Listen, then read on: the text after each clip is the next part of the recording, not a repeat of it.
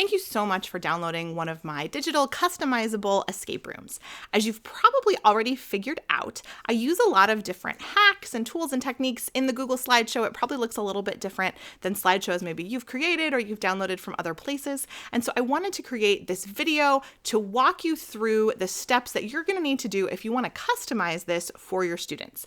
I have another video that you can also view where I explain all of the different hacks in a lot more detail. In this one, we're just going to focus on the quick, what do you need to do to actually make edits to this? So right now, we're looking at the back end of a Google Slides escape room that I've created, and it may or may not be the exact one that you've downloaded, but if I've linked you to this video, then the format for what you have is going to be very similar to what you're seeing on the screen here. If you haven't already done so, the very first thing I would encourage you to do is look for the quick play it, ready to play link that's going to be right here in this area, and go ahead and play through the room yourself. That's going to give you a lot of insight on how the room works, how everything is supposed to function, and then also what changes you're probably going to want to make for your students. The other thing I would encourage you to do very first is make sure to read through all of the information that's here on this first slide, and then usually on like the very first room slide, I have some information here as well. Definitely read through all that, kind of check out all the links. That's going to answer a lot of questions for you, things that are going to be specific to your exact escape room. Okay, now once you've done all that, like I said, you're probably going to have an idea of the amount or range or quality of changes you're going to want to make. And it's probably going to range from anything from, I just want my own copy of the results and I want to leave it as is, to like, I kind of want to revamp this whole thing, or I need it for a totally different subject area. All of those amounts of edits are possible, and I'm going to kind of walk you through them from the most simple and kind of easy edits to the most complex. So basically, once you've learned the information that you need for the amount of editing you want to do, you can turn this video off. To that end, I'm going to encourage you now to subscribe to my channel, because I do post a lot of different YouTube videos that pertain to escape rooms as far as hacks and edits and different things that I'm learning along the way. And it's just a really great way to kind of keep abreast of what I'm doing. And I also respond to like all the comments on there as quickly as I can. So it's another good way to reach me. There's also my email address on the escape room that you've downloaded. So please don't hesitate to email me if you have any specific questions. Okay, with all of that said, let's go ahead and dive in. So the first thing I would encourage you to do as you are making edits of this is to make yourself a new working copy of the slideshow. Chances are, however you downloaded it, you've got a copy of this. This is not like my copy, this is your own personal copy, but the first thing I would encourage you to do is actually make another copy of it, just going to File and hitting Make a Copy of the entire presentation, because that way you're always going to have all of that instructional information, all of those links, all of the hacks, links to videos, all of that stuff that eventually you're going to delete, because for example, this here says delete this slide before sharing with students. So if you're going to do that, you're going to want to keep that information somewhere. So just making yourself an extra copy of the slideshow is a great way to do that. There's also a link in here somewhere that gives you a template link. I think it's in the comments that you can download a clean template of this. So that's another option for you as well, to just give yourself a spare copy. Okay, with that out of the way, the very first and main customization that probably most of you are going to want to do is going to involve having your own copy of the Google form that is the lock for this escape room. When I create these and when I share them, I generally have it set up to give you a copy of the slideshow that the escape room is in, but it's currently linking to my original version of the lock. And it's fine if you want to use that, but it means that you're not going to have access to any of the data. You wouldn't be able to see what students submitted or anything like that. So most people want to have their own copy of the lock. So let's figure out how we can do that. So there is, on this initial page, there is a link right here that you can click on to access a template copy of the Google form used for this escape room. So if I click on that and just go ahead to open it, it's going to look slightly different on mine because I am opening it in my own account, but basically you'll click on it and it'll just say use template. And this is going to put a copy of the form, just like you have a copy of the slideshow, into your Google Drive. Once you have this new copy of the form, you're going to want to both make any edits that you need to into the form and also put this new link back into your copy of the slideshow. So let's show you how to do that first, because if you don't want to make any changes to the form, all you're going to need to do is update the link. Here's how you go about doing that. So here I am in the editable version of the form, which means that it's your copy to share and that you'll see the results here on this responses tab. I'm going to click here on send. And then I'm going to go here. I don't want to send this via email. That's kind of what Google tries to make you do first. You want to click on this link here. And this is going to be the link that you would, let's say you wanted to send out just any Google form in an email to your participants. This is that link that you would send. So I go here, I get this big, long, gobbledygooky link. I can shorten it if I want, but I don't have to. And I'm just going to click copy. Now I go back to your copy of the escape room.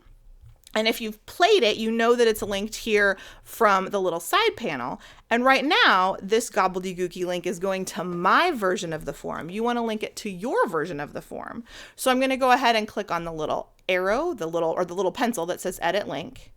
And then I'm just going to update that with the new link. It's not going to look like it changed much. You'll notice that like some of those letters changed. That's what we want it to do. And then you're going to click apply. Now what that will do is now when students play the escape room, even if they just play it completely as is, you're going to get those results and they're going to show up. Let me close out of here. I'm back on the form. They're going to show up here in this responses area. Right now, obviously, I don't have anything because it's a new copy of the form that I made, but that's where your student responses are going to go. Now, with that in mind, you're probably going to want to edit some of the questions just a little bit.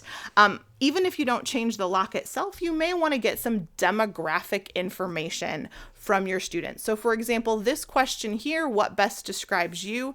You probably know the answer to that. So you may want to change this question to just say, type your name or which class are you in? Any sort of information that you want to gather. I would probably recommend just deleting this question altogether and adding a new one, but however you tweak this form is entirely up to you.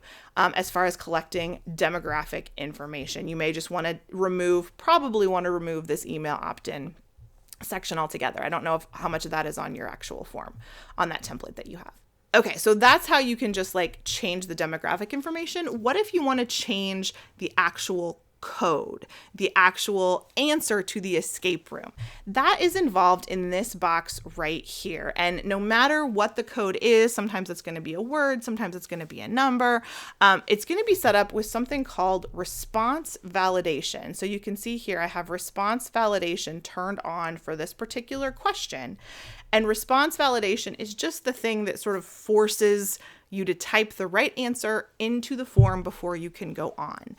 It is important, it's worth mentioning, it's important for this that you don't add any other questions into the section that the response validation question is in, because if there are other questions that need to be answered, Google Forms tend to show you the response validation answer for some reason. So definitely keep it the way you see it here, where there's just one question in that first section, but I can change this answer. Let's say, the answer that I have in this room right now is 8. Let's say I want to change it to 9. I can very easily do that. And now that's the new answer to the escape room puzzle. I can make it whatever I want. I can make it into text. If I want to totally revamp it completely, I can have the text contain whatever the answer to the escape room is. So by going into this first question, making sure response validation stays on and then typing whatever the answer is, that's how you go about changing the answer to the escape room. And remember, whether you make any changes or not, you're going to want to pull this send link, copy it here, and update it wherever the form is linked in the copy of the escape room that you're sharing with students. It all gets a little bit confusing because especially if you have multiple copies, all the links look similar and you have to keep track of which link you're putting where. So I would definitely not recommend making a ton of copies of this at once, but it's pretty straightforward as long as you kind of test things out. Definitely test and check as you go. Okay, the second thing I'm going to show you how to update is what I call external clues here on this main slide. And I think of an external clue as anything in the escape room itself that's linking to something outside of the slideshow. So we'll just pull that down so we can see it a little better.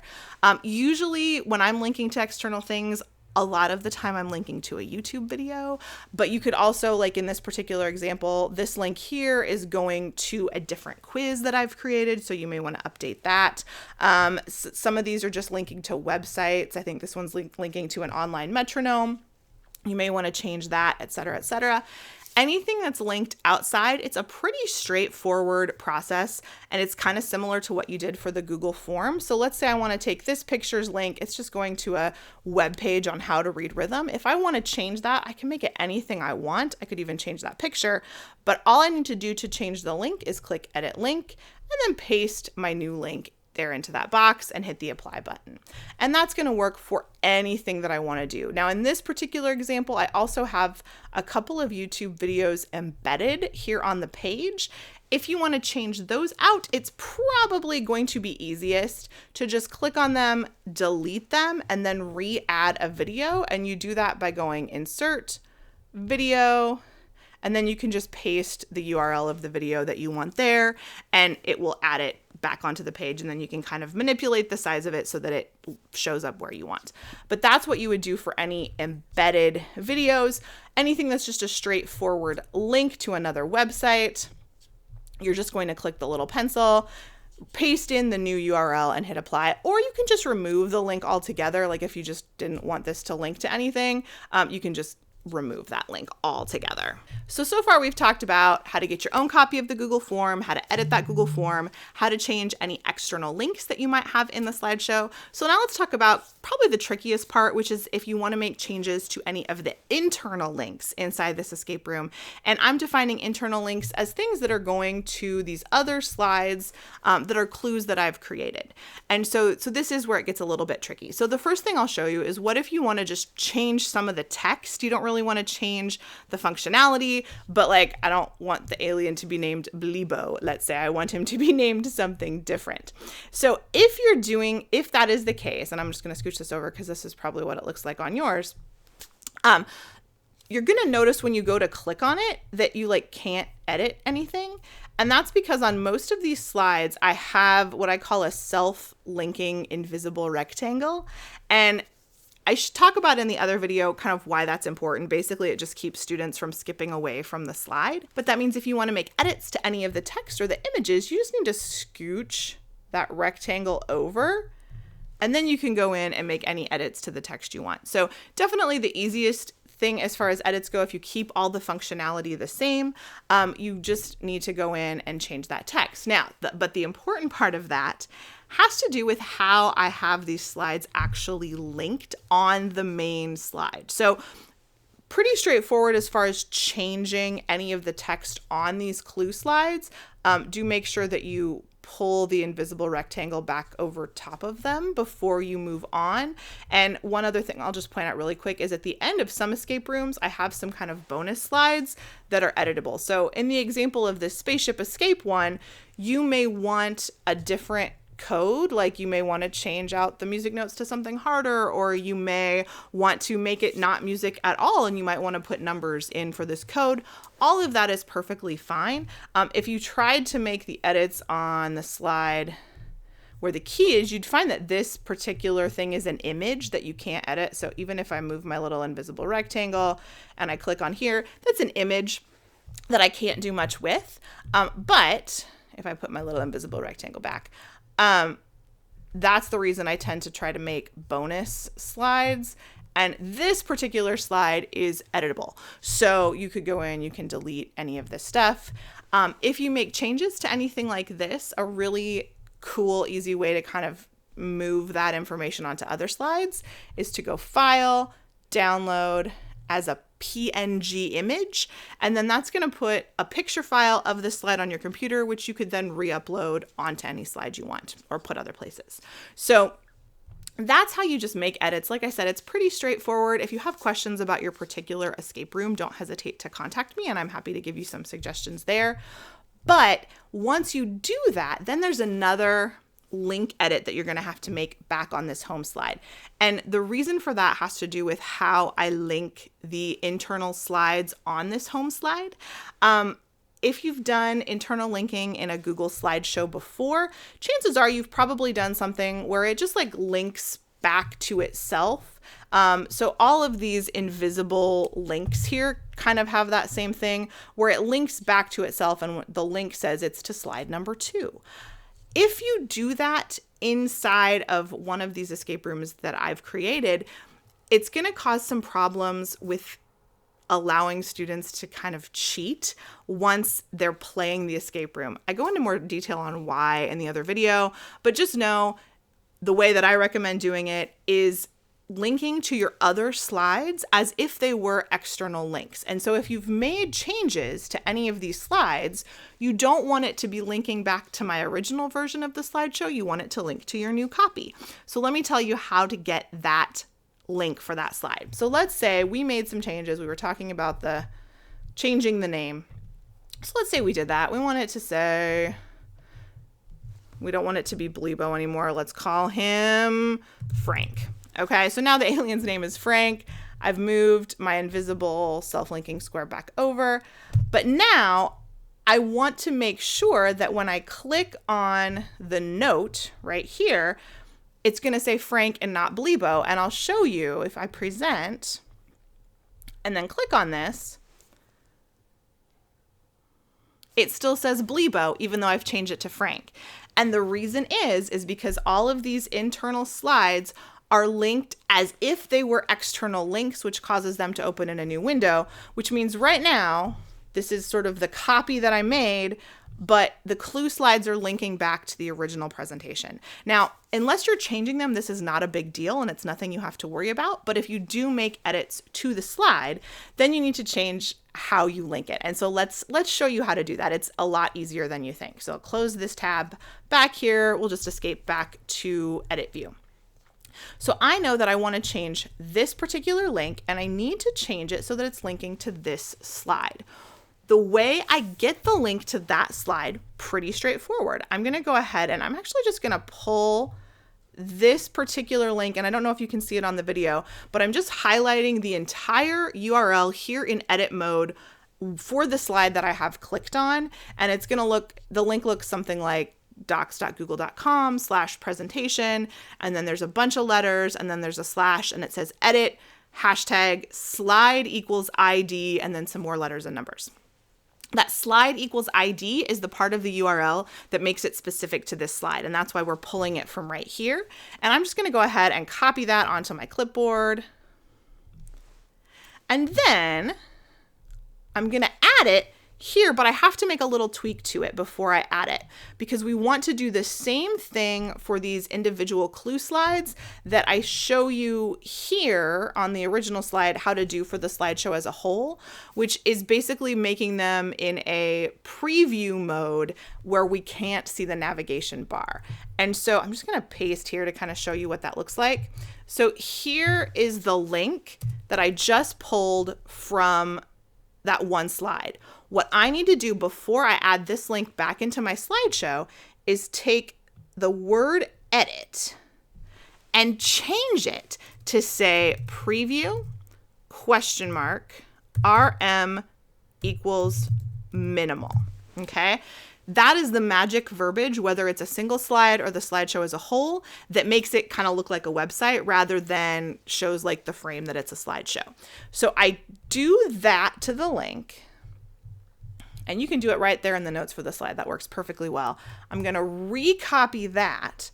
And then, just like I was editing all my other external links, I'm just going to go ahead and paste that new link in there. And like you saw in the other ones, it doesn't change what I'm looking at very much, but it did make just enough little changes so that if I go back to preview mode, now remember, we're looking at this slide where we changed Blebo to Frank.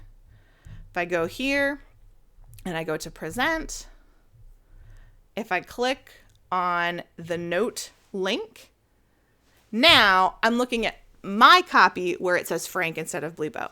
So you do need to do that for any of the internal slides that you make changes to. You'll also need to update the links as well. Now, for a lot of people, and this would be the case for me, that seems like a lot of work and you probably may not want to mess with it. And I certainly don't blame you. As I explained in the other video where I kind of show the behind the scenes of these escape rooms, this is actually not the method that I would recommend if you were creating an escape room from scratch. It's basically what I have to do in order to make these shareable en masse. What I would recommend, if you know that you're going to make a bunch of edits and you don't want to mess with like tweaking all the links and doing all the things, I would actually suggest taking this Google Slides document and converting it into a Google site. And I have another video that explains how to do this in a little bit more detail, but the nutshell is here's what I would do. First of all, you're going to want to get rid of all of the buffer slides, because ultimately, if you're putting this into a Google site, you want it to be a one slide slideshow. So first, we're going to get rid of all the buffers that we don't need, and you can just delete. I mean, that's pretty straightforward.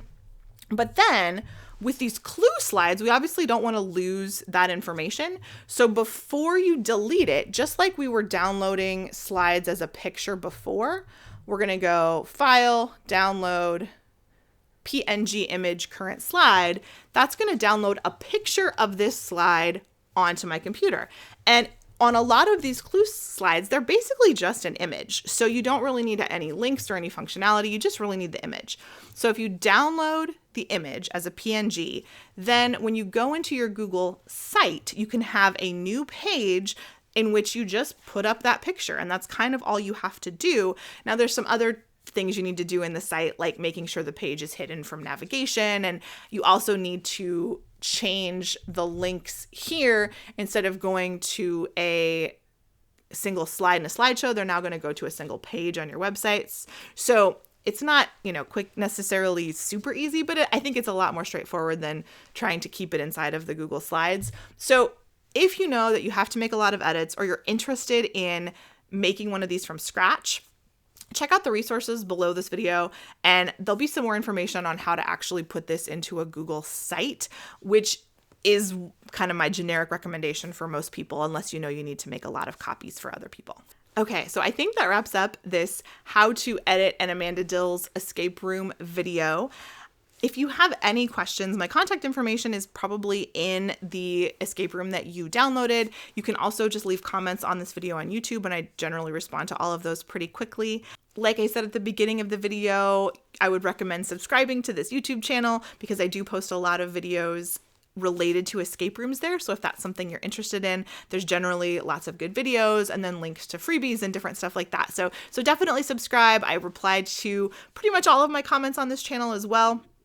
So I'm looking forward to hearing from you, and I hope you have a ton of fun with this escape room. I hope your students have a lot of fun, and I hope it's really rewarding for all of you. Thanks, and have a good day.